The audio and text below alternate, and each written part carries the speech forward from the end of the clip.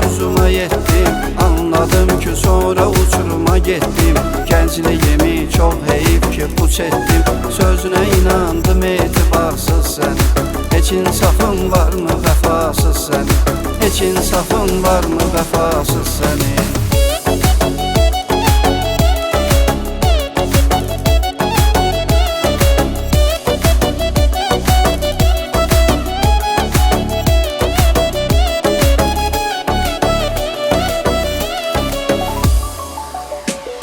Sənə görə oldum dəli divanə kimi, söz ilə çaldım şairanə kimi. Gör neçə il izlərin düşübdü sənin, həyatıma kədərli əfsanə kimi. Gör neçə il izlərin düşübdü sənin, həyatıma kədərli əfsanə kimi. Sənə görə oldum dəli divanə kimi, söz ilə çağladım şairanə kimi. Gör neçə il izlərin düşübdü sənin, həyatıma kədərli əfsanə kimi.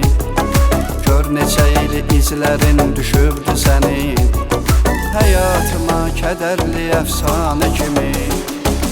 Əzab vermək idi sənin niyyətin, sevgidən nədəndir sözün, söhbətin. Ayrılıqla üzdü məni həsrətin, sevgilin qalıb necə yalqız sənin. Heç insafın varmı vəfasız sənin? Səni sevəndə dedim arzuma yetdim. Anladım ki sonra uçuruma getdim. Gəncliyimi çox heyif ki puç etdim. Sözünə inandım etibarsız sənin. Heç insafın var mı vefasız sənin? Heç insafın var mı vefasız sənin?